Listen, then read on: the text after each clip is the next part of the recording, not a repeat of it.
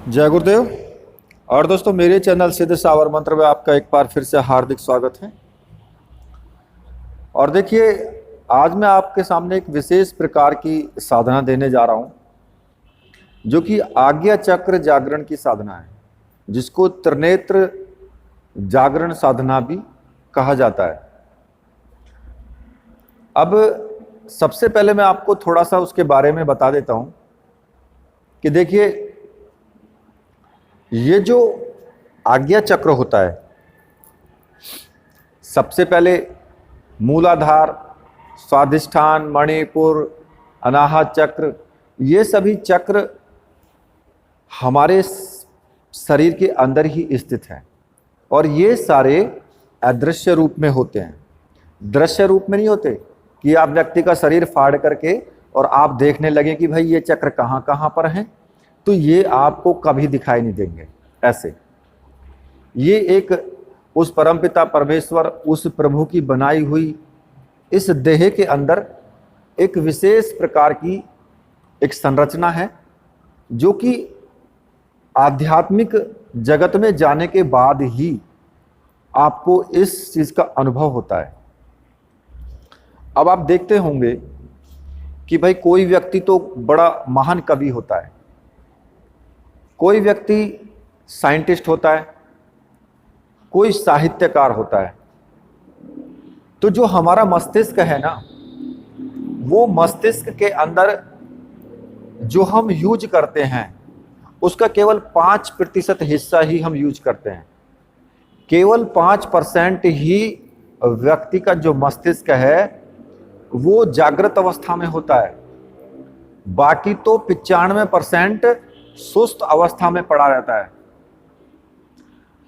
और जो हमारे अंदर ये जो चक्र जागरण की जो क्रिया है, जो सहस्त्रासार है, जब ये कुंडलिनी शक्ति ऊपर की तरफ चलती है, सभी चक्रों को जागृत करती हुई और सहस्त्रासार से टकराती है, तो वहां पर स्पंदन होता है, जिसके कारण जो हमारा पूरा मस्तिष्क है वो जागृत होना शुरू हो जाता है। और जब वो पूर्ण रूप से जागृत हो जाता है तो व्यक्ति के पास एक अद्भुत क्षमता आ जाती है कि आप देखते होंगे कि भाई अगर आपका 5% का आपका जो है 5% ही माइंड काम करता है, बाकी सुस्त अवस्था में है, और जब आप 5% अपने दिमाग को यूज करने के कारण आप ये आइडिया लगा लेते हो कि फलाना व्यक्ति आपके बारे में क्या सोच रहा है, फलाना व्यक्ति अब क्या चाहता है, उसके बात करने से अंदाजा आप ये लगा लेते हैं कि फलाना व्यक्ति किस प्रकार की आपके प्रति मनसा रखता है, क्या वो चाहता है। तो ये आपको पहले से ही अनुमान लग जाता है। बहुत से व्यक्ति तो अनुमान लगा लेते हैं कि भाई अब ये होने वाला है। तो आपका कितने परसेंटेज माइंड विकसित है? भाई 5%, किसी का 7%।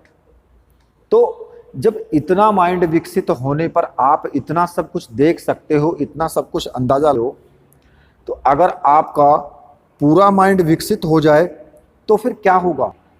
तो कितना कुछ आपके पास में एक ऐसी शक्ति होगी कि एक अलौकिक शक्ति जिसको बोलते हैं, ठीक है।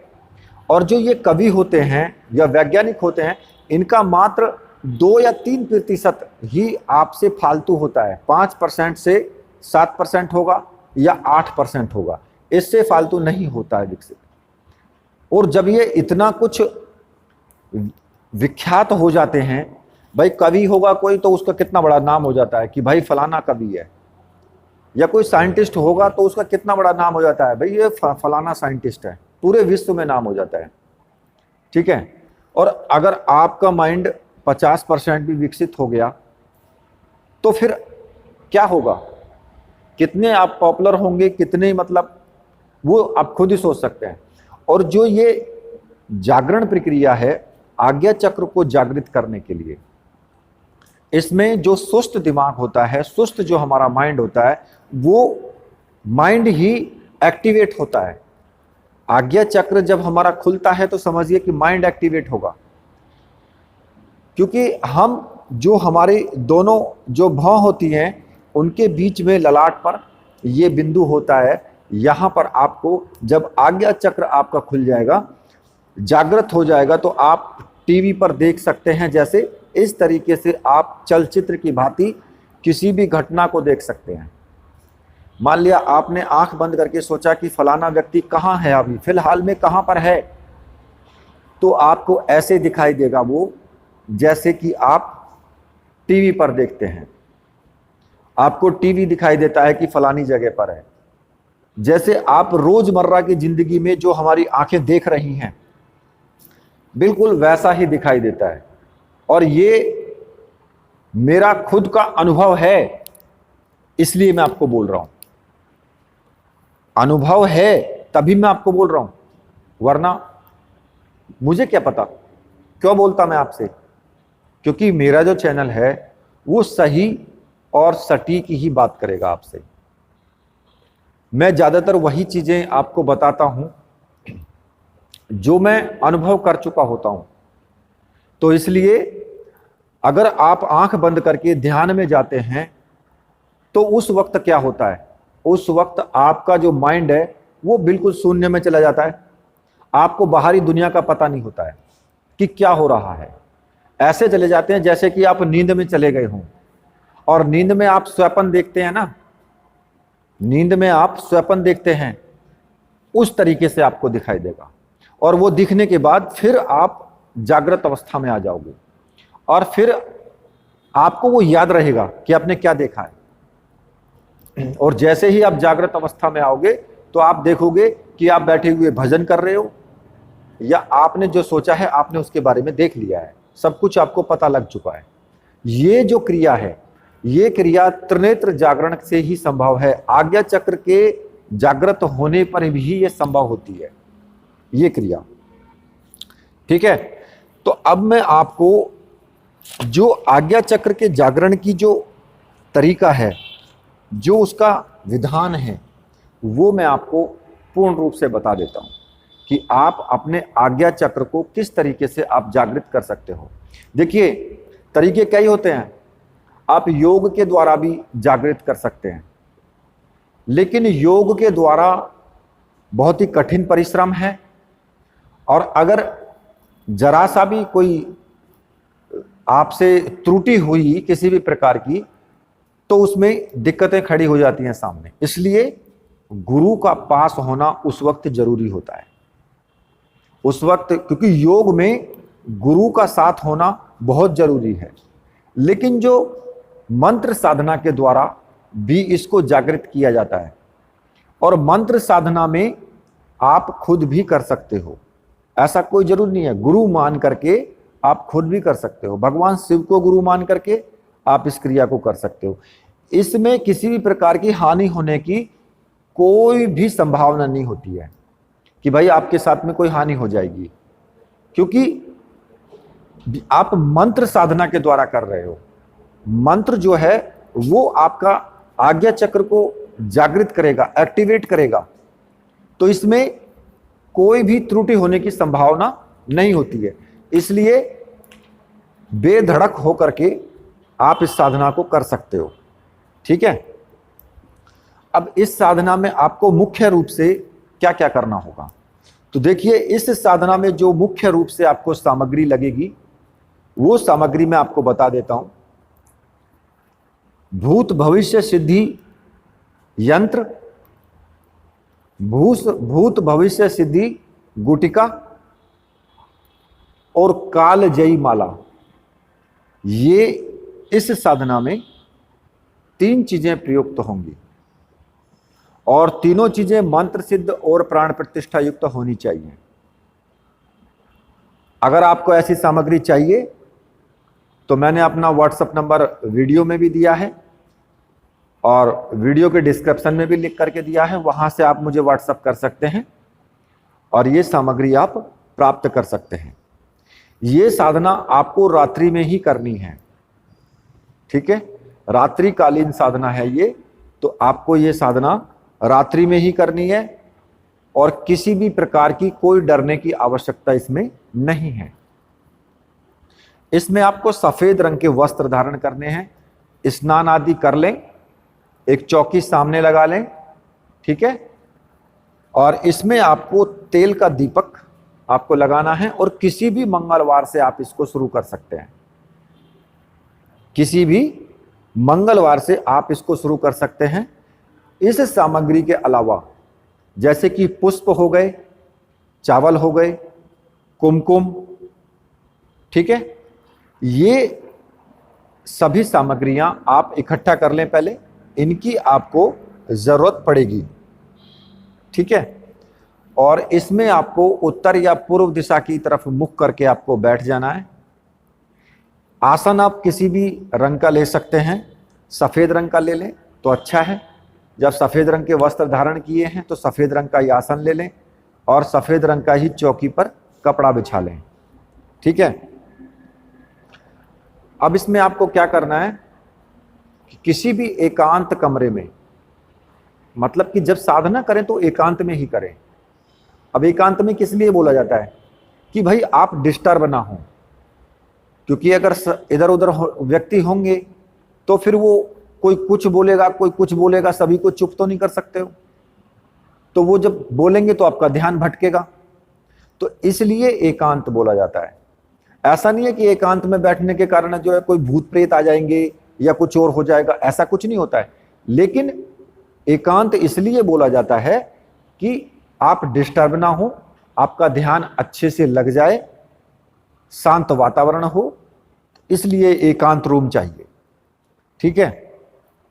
चौकी पर तेल का दीपक जला लें, ठीक है। सुगंधित धूप बत्ती अगरबत्ती जो भी है आपके पास वो लगा लें। सामने भगवान शिव का जो प्रतिमा है या चित्र है वो रख लें। अगर आपके गुरु की है तो गुरु का भी रख सकते हैं, ठीक है। आपने अगर गुरु धारण किए हैं तो वो उनका भी रख सकते हैं। और भगवान गणेश जी का चित्र और एक माता जगदम्बा का चित्र भी आप रख लें अपने पूजा स्थान में, तो बड़ी अच्छी बात है। सबसे पहले आपको क्या करना है, भगवान गणेश जी का पूजन करना है। जैसे कि पंचोपचार एक छोटा सा पूजन कर लेते हैं।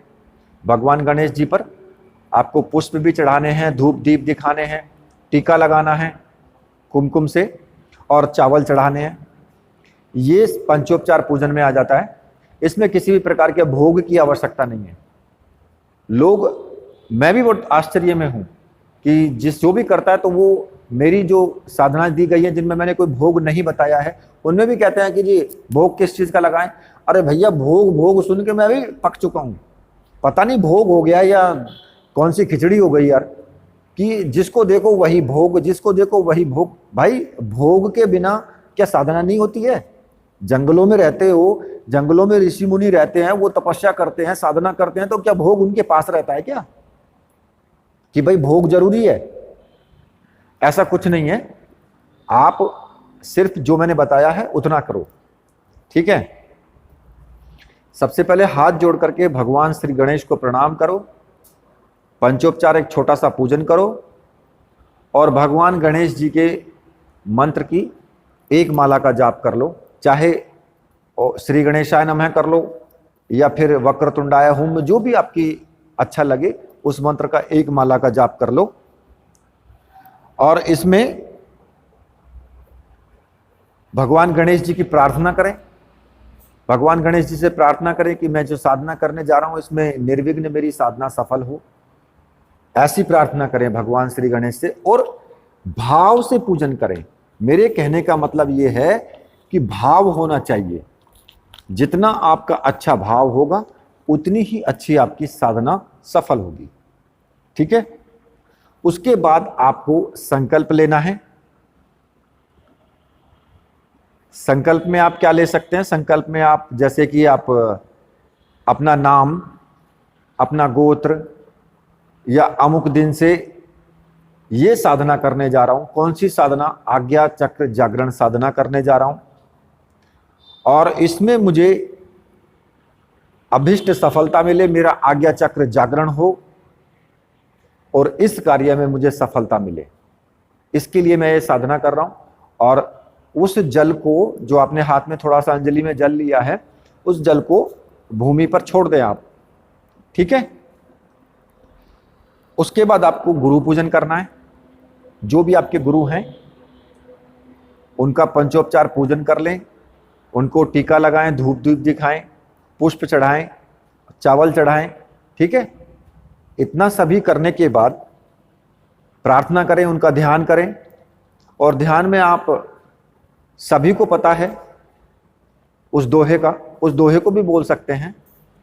त्वमेव माता च पिता त्वमेव, त्वमेव बंधुश्च सखा त्वमेव, त्वमेव विद्या द्रविणम त्वमेव, त्वमेव सर्वमम देव देव। इसको बोल सकते हैं आप। इसको बोल करके, या ऐसे भी आप ध्यान कर लें, ऐसे ही ध्यान कर लें। अगर नहीं भी बोल पाते हैं तो कोई दिक्कत नहीं है, ऐसे ही ध्यान कर लें अपने गुरुजी का। और गुरुजी से प्रार्थना करें कि गुरुदेव मैं ये साधना करने जा रहा हूं, इसकी मुझे आज्ञा दीजिए। मन ही मन आज्ञा ले लें और उनको प्रणाम करके उनके समक्ष जो है पुष्प चढ़ाएं, चावल चढ़ाएं, ये सभी करके, और गुरु मंत्र का एक माला का जाप जरूर कर लें। अब जो आपके गुरु हैं, आपने गुरु मंत्र लिया है कहीं से, तो आप उन्हीं गुरु का पूजन करें और उन्हीं गुरु का दिया हुआ मंत्र जाप करेंगे। अगर गुरु नहीं है आपके, तो भगवान शिव को गुरु मान करके कि हे प्रभु आप ही मेरे गुरु हैं, मेरा कोई गुरु तो है नहीं, आप ही मेरे गुरु हैं, मैं आज से आपको गुरु मानता हूं और आप से मैं आज्ञा चाहता हूं इस साधना को करने की, इसकी मुझे आज्ञा दें और मुझे आशीर्वाद प्रदान करें। इतना कह करके ओम नमः शिवाय मंत्र का एक माला या दो माला, जो भी आपकी इच्छा है, उतना जाप कर लें। ठीक है। जब आप इतना काम कर लेंगे तो फिर आपको जो कालजयी माला है उससे आपको जाप करना है। और जो आपके पास जो भूत भविष्य सिद्धि यंत्र है और भूत भविष्य सिद्धि गुटिका है, उनको आप यंत्र को किसी भी प्लेट में स्थापित कर लें, यंत्र को भी और गुटिका को भी, और उनका पूजन करेंगे कुमकुम से, चावल से और पुष्प से। उनका एक छोटा सा पूजन करें जैसे आपने गुरु पूजन किया है। ठीक है। और पूजन करने के बाद उनको प्रणाम करें। और जो कालजयी माला है, फिर उससे आपको मंत्र जाप करना है। मंत्र जाप आपको 21 दिन लगातार करना है और 11 माला का जाप रोज करना है। 21 दिन 11 माला मंत्र का जाप आपको रोज करना है और एक ही टाइम पर यह साधना करनी है। ऐसा नहीं कि आज 9 बजे कर ली तो कल 10 बजे, ऐसा नहीं। 9 बजे है तो 9 बजे ही करना है। 10-5 मिनट तो आगे पीछे हो सकता है, लेकिन 1-1 घंटा नहीं चलता है। तो जो मंत्र आपको जपना है वो मंत्र मैं आपको बता देता हूं। मंत्र इस प्रकार से है: ओम ह्रीम क्लीम भूत भविष्य वर्तमानानि दर्श क्लीम ह्रीम फट। इस मंत्र का आपको जाप करना है। ये मंत्र बहुत ही तेजस्वी मंत्र है और सरल भी है। और जब आपके 21 दिन पूरे हो जाएं तो आप ये सभी सामग्रियां, जो आपकी यंत्र है, गुटिका है, माला है और जो पुष्प आपके इकट्ठा हो चुके हैं, क्योंकि 21 दिन जब साधना करोगे तो पुष्प तो इकट्ठा हो ही जाएंगे, उन सभी सामग्रियों को उस सफेद रंग के कपड़े में ही लपेट करके और किसी भी नदी में, तालाब में या किसी जल सरोवर में, कहीं पर भी आप उनको प्रवाहित कर दें। और प्रतिदिन, उसके बाद भी प्रतिदिन रोज 15 मिनट तक, लगभग 15 मिनट तक आपको इस मंत्र का जाप करना है। एकांत में बैठ जाएं, किसी दीपक वगैरह की या कोई आवश्यकता नहीं है। सिर्फ आसन लगा करके उत्तर दिशा की तरफ मुख करके बैठ जाएं और इस मंत्र का प्रतिदिन 15 मिनट तक आपको जाप करना है। अगर करते रहें तो बड़ी अच्छी बात है, और तब तक आपको जाप करना है जब तक कि आपको अपने आज्ञा चक्र पर जो आपका त्रिनेत्र है वो ऑटोमेटिक खुलेगा और आपको एक तरह से भूत भविष्य अपना वर्तमान सब कुछ दिखाई देगा, सब कुछ दिखाई देना शुरू हो जाएगा। दूसरे के बारे में भी देखना शुरू कर दोगे, क्योंकि कुछ लोग मुझसे बोलते भी हैं कि कोई ऐसी साधना बताइए कि जो हम किसी का कोई बात बता सकें, कोई हमसे पूछता है तो हम उसको कुछ बता सकें। तो ये साधना ऐसी ही है। जब आपका आज्ञा चक्र जागरण धीरे धीरे धीरे धीरे आज्ञा चक्र जागृत हो जाएगा। मैं ये तो नहीं कहता कि भाई अब तुम कहने लगो कि गुरुजी हमने तो 21 दिन कर लिया, हमारा तो कुछ हुआ ही नहीं है। तो देखिए, जो साधनाएं होती हैं वो एक ऐसा नहीं होता कि भाई फटाफट सिद्ध हो गई, लो जी आज किया दूसरे दिन तैयार। अगर इतनी जल्दी होता तो फिर सभी लोग कर लेते, फिर कोई कोई क्यों मिलता। इसलिए ये जो क्रियाएं होती हैं ये लंबी चलने वाली प्रक्रियाएं होती हैं और इनमें धीरे धीरे सफलता मिलती है, एकदम सफलता नहीं मिलती है। तो इसलिए आप इस मंत्र का जाप करते रहें डेली, और एक दिन ऐसा आएगा कि आपका आज्ञा चक्र स्वयं खुल जाएगा। जैसे ही आप सोचेंगे कि मैं फलाने व्यक्ति के बारे में देखना चाहता हूं तो ऑटोमेटिक आपको दिखाई देना शुरू हो जाएगा। ठीक है, तो ये जो साधना है ये बहुत ही पावरफुल साधना है और इस साधना को आपको सभी को करना चाहिए। इसी के साथ अब मैं वीडियो को यहीं पर समाप्त करता हूं। तो मेरे साथ बोलिए, बोलिए वीर बजरंगबली हनुमान जी महाराज की जय, बोलिए परम मेरे परमहंस सद्गुरुदेव की जय।